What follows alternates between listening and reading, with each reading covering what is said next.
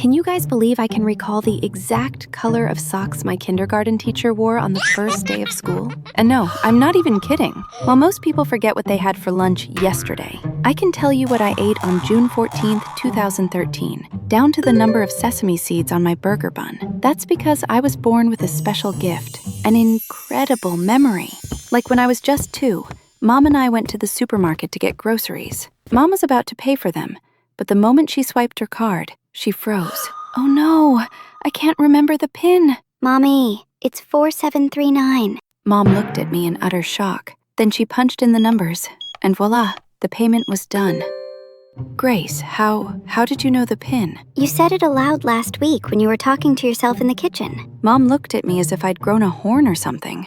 And on our way back home, she bombarded me with questions. What did I wear for the wedding? Red and light polka-dotted skirt with a white blouse. How many apples are there in our fridge? 13. Wait, there's a half-eaten one too, so 13 and a half. What did we have for lunch 2 weeks back? Broccoli soup and oatcakes. I answered all the questions correctly, and Mom literally screamed with joy. Woohoo! My daughter is the next Einstein! I can't believe my luck! From that day on, Mom started taking extra care of me. She would give me weird head massages to intensify my brain power, and make me eat all kinds of yucky things she believed would increase my memory. Grace, drink this, quick. Ew, it smells like a skunk's fart. What is this? It's a secret Japanese juice that makes your brain cells work faster. Mom expected me to be a top scientist, or a doctor, or an engineer, and she was counting on me to end her money problems. Grace, once you become a millionaire, we'll get a luxury villa in London. My wardrobe will be full of designer stuff. Designer handbags, designer heels. Oh, I can't wait. Mom even made me join back-to-back classes after school, and by the time I reached home, I was exhausted to the bone. But even then, she wouldn't let me relax. Get up, you lazy butt. Time for online tuition. But Mom, I'm tired. And I know all the lessons anyway. Then revise them. Grace, you can't afford to be lazy. Don't you want to fulfill your mama's dreams? I do. You would think having a super memory would be a blessing, but for me, it was turning out to be a curse. I had 0 friends, no social life, and a mom who fed me terrible food all the time to boost my brain power. My life sucked big time, until one day, I found Mom's old t-shirt and created a cute dress for my doll out of it. It turned out perfect. It made me so happy that I looked for more waste stuff and started creating more dresses. The more I did this, the more hooked I was. Soon, what started as a hobby became my obsession. But one day, Mom saw my collection of tiny dresses, and all hell broke loose.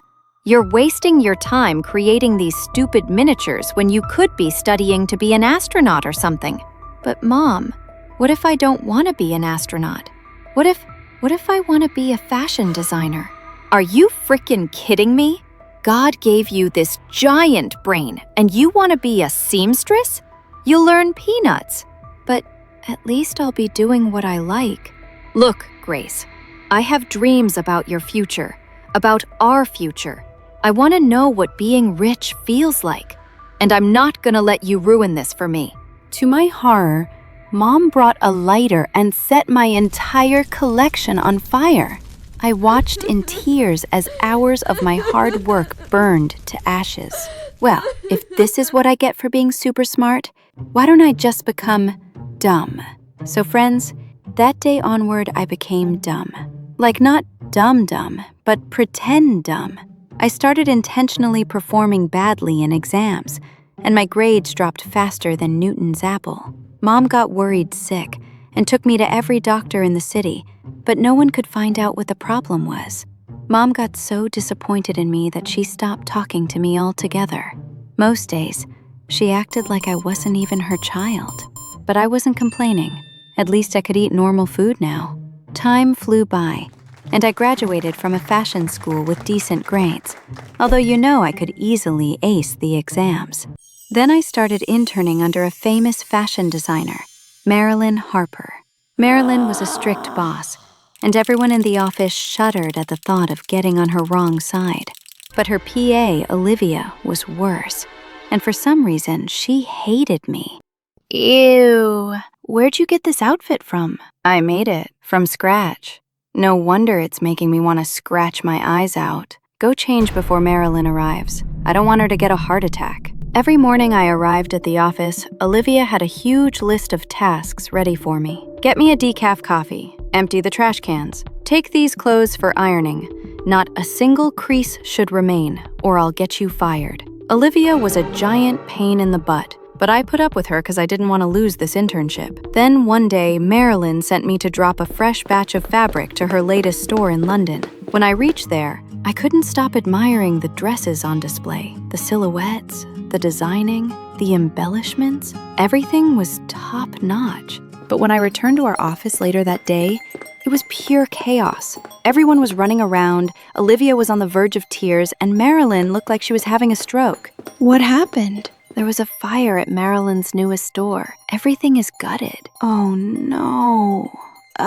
Marilyn, I'm so sorry for your loss. Sorry isn't gonna work. We were supposed to deliver those dresses to a Hollywood star in a week. In a week? That's enough time to recreate them.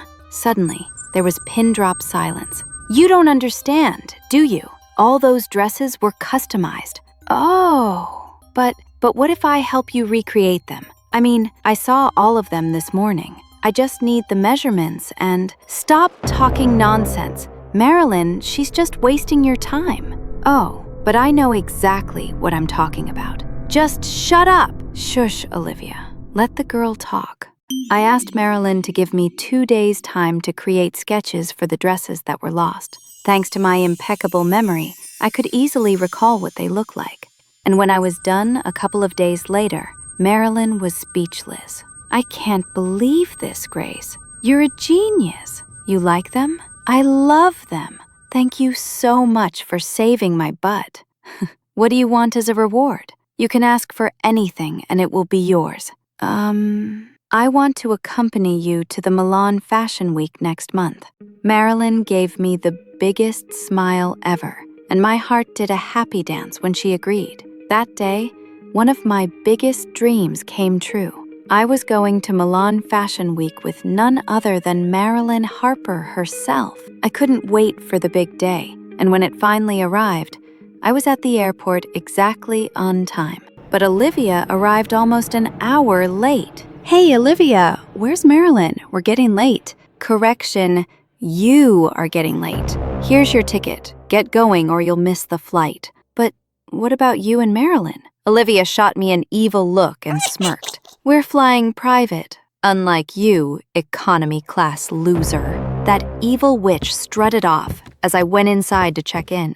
But at the check-in counter, I got the best surprise ever. Ma'am, there's a free upgrade available for your seat. Would you like to avail it? What? A free upgrade to first class? Are you sure it's free? Like, I don't have to pay anything? Nope, not a dime. I had tears of joy in my eyes as I accepted the kind woman's offer. I couldn't believe my luck. I was flying first class to Milan. When I boarded an hour later, I was totally overwhelmed with all the luxury surrounding me. Free drinks, free gourmet food, free blankets, free earplugs. It felt like heaven. Grace, get a good night's rest now. You don't want to look jet-lagged for the biggest day of your life. Sounds like someone's getting married tomorrow. I turned sideways to see the most gorgeous guy seated in the adjacent cabin. Actually, no. I'm flying to attend the Milan Fashion Week. Oh, so you're a designer? Kind of. Have you heard of Marilyn Harper? No way. Are you the Marilyn Harper? I didn't expect you to be so young. I was about to tell him I was just an intern, but then I thought, it's not like we'd be meeting again, so let him think what he wants to. The guy introduced himself as Henry. We talked for hours, and before I knew it, we were in Milan. Henry and I said our goodbyes, and I rushed to get my luggage. When I reached the hotel, Marilyn was already waiting for me. Oh, Grace, you're finally here. Listen, we'll be showcasing our outfits tomorrow evening.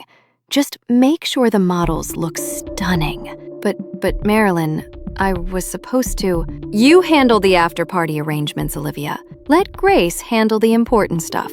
Olivia's face turned red with jealousy. But it wasn't my fault that Marilyn thought I was more capable. Grace, we've partnered with a French jewelry designer. The models will wear his ornaments, the outfits, the jewelry. You'll be in charge of everything. Sure, Marilyn, you can count on me. The next 24 hours were crazy.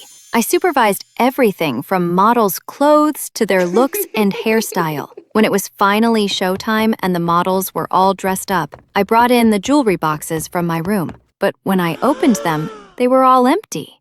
Grace, where's all the jewelry? I don't know. It was right here. I checked everything a few hours back. Just then, Olivia walked in with none other than Henry, and my heart sank to the floor when she introduced him. He's Henry Allard, our jewelry designer. Henry looked at me and smiled brightly. Oh, great to meet you again, Marilyn. Marilyn? She's Grace. Yes, I'm Grace. You're mistaken. No, I'm not. You're Marilyn Harper. Remember we met on the plane? I am Marilyn Harper. Can someone care to explain what's going on? Before things got out of hand, I took a deep breath and told everyone the truth about how I'd met Henry on the plane and how he'd assumed I was Marilyn. So you lied to me about being Marilyn, and now all my jewelry that was in your room is missing. I didn't lie. I just didn't correct you. And about the jewelry, trust me, it was right there when I last checked. Trust? Do you even know what that means? I want the jewelry back before the show starts, or I call the police. Holy son of a slipper. What had I gotten myself into? I was getting sick with worry when I caught Olivia smirking, and I knew instinctively it was her doing. But how could I prove it? Suddenly, Olivia's phone buzzed and she excused herself. That's when Marilyn whispered into my ear. Are you thinking what I'm thinking? What do you mean? Do you suspect her? Oh, I know it's her, but I don't have proof. Just get hold of her phone. I'm sure you'll find something there. With that, Marilyn pretended to pass out and fell onto the floor with a loud thud. Oh, Olivia! I'm feeling so breathless. I'm about to pass out. Within seconds, Olivia was by her side. Marilyn, I'm here. What happened? Are you okay? Just give that stupid phone to Grace and take me to my room. Olivia thrust her phone in my hands and took a staggering Marilyn away. But sadly, her phone had a passcode. Think, Grace, think. You've seen her unlock this so many times. I closed my eyes and tried to recall the times I'd seen Olivia unlock her phone. I specifically focused on the way her fingers moved. Okay, I think I know what the passcode is. I unlocked her phone, and sure enough, there were tons of messages she'd sent to some guy who worked in the hotel's housekeeping team.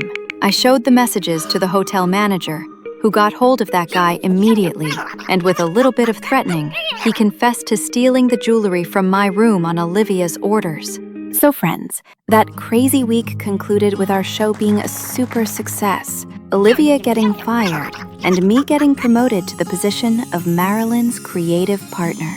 In a couple of years, I'd earned enough money to get myself a luxury villa in London. And of course I took Mom along, 'cause she was my mom after all. Oh, Grace, I'm so glad you lost your brains and became a seamstress. Mom, I'm a fashion designer. Same thing, honey. Same thing. Yeah, Mom still thought I'd lost my superpower, and I preferred it that way.